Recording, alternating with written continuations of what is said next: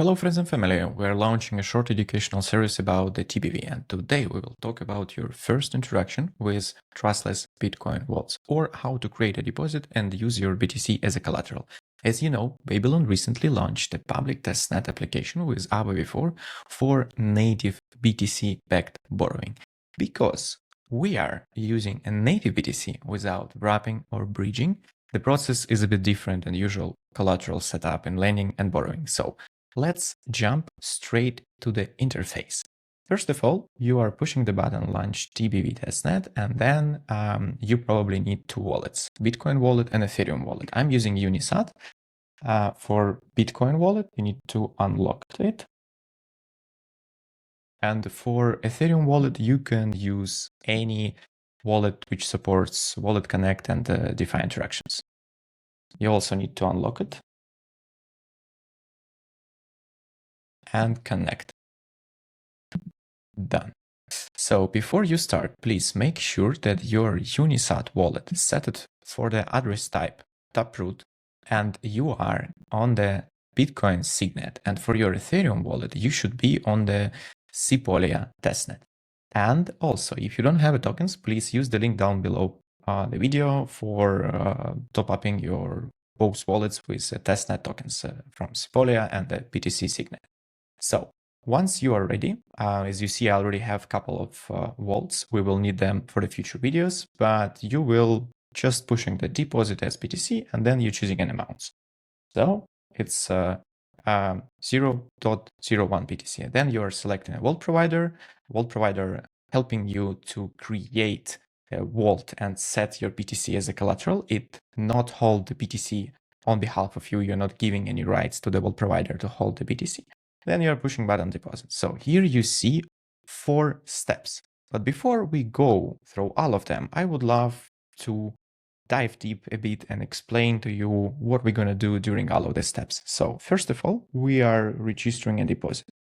During this step, we will generate a secret for the deposit address. Then we will sign the Degen BTC transaction. We will link your Bitcoin and Ethereum addresses. We will sign and broadcast ETH registration, sign and broadcast BTC pre-Degen transaction. We will await for the pre-Degen transaction inclusion. Then the second step, we are setting up the claim. So we are setting up the witness one-time signature and awaiting pre-Degen dApps.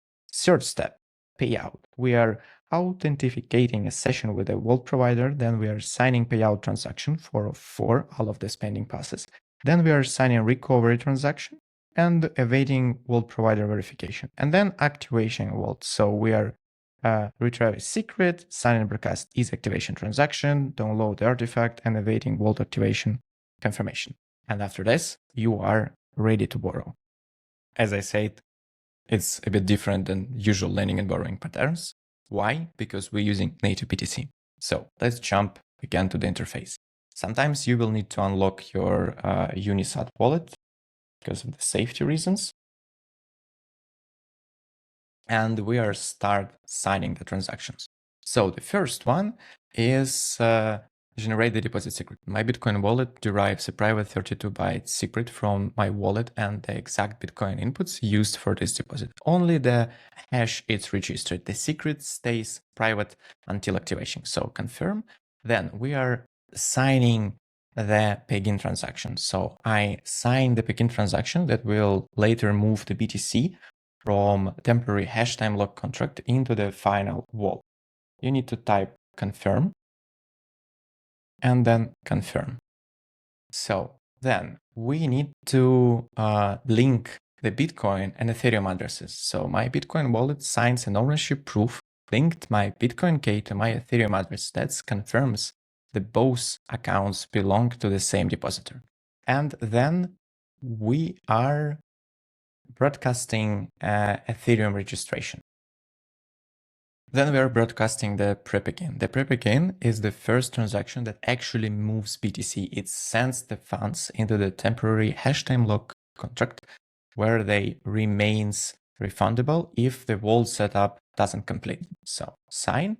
We are waiting for the pre-Degen to be included in a Bitcoin block. The BTC is now inside the temporary hash time lock, but not yet inside the final vault. While you're waiting, you will always see the progress bar And you just need to finish all of the steps, and you will see how the progress bar will go till the end. You can always come back and check how is going with your deposits. So we are in the second step. We need to set up a witness one-time signature. And my wallet create a WATS public keys and sends only those public keys to the provider. They are used to verify future claim data without giving the provider control over my BTC. So we are confirming and we are waiting for the confirmation steps. So it's around 110 minutes or 11 BTC blocks, and we also can close and continue later. This makes the deposit stable enough for the provider to prepare the claim and the payout transactions. Okay, so you're coming back, then you need to unlock your BTC and Ethereum wallet, and you're seeing your pending deposit. After Bitcoin confirmations, you need to sign payouts. You go into the third step. And first of all, you're authenticate with the provider. So the app authenticates the deposit with the provider using a separate wallet derived value. In return, it receives a temporary session token that can access setup requests but cannot spend BTC. So confirm. Then we are signing the payout transactions. So 4 of 4. I pre-sign future payout passes for the provider and the vault keepers. These passes define how a valid withdrawal or liquidation can settle with the destinations and fees fixed in advance. You can just sign them all. Then you are signing the recovery transaction. So I also pre-sign a self-claim pass and the related challenge passes. This lets me recover through the protocol if the provider is unavailable, while challengers can block invalid claim. So we're signing again, and we are waiting for the provider verification. The provider checks the complete transaction graph and all required signatures. The vault becomes verified only when every payout, recovery, and challenge pass is ready. Okay, so now we are able to download the recovery artifacts. I download a backup package containing the pre-signed transaction graph and data needed for independent claim. It allows me to recover through the protocol if the provider becomes unavailable. So you need to download it and store it somewhere safely. Okay, then we're ready to go and we can activate the vault. So we need to retrieve the secret. My Bitcoin wallet derives the same 32-byte secret again, and the app check that is the hash matches the registered hash lock. This is the original secret from the first step. So we are confirming. Then we are signing and broadcasting is activation transaction. So this is basically activating on Ethereum.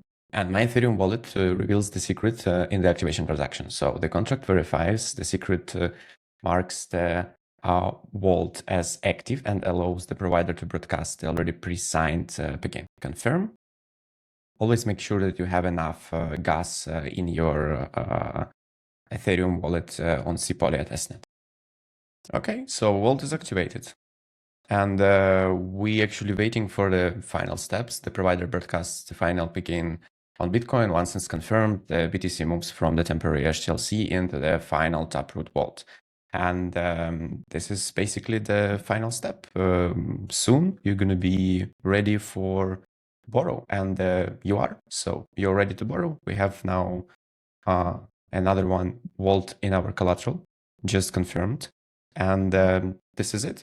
So the BTC moves through 3 stages, from my wallet into refundable HTLC and finally into the Bitcoin vault, and you are ready to borrow. See you on the testnet. Thank you very much for watching.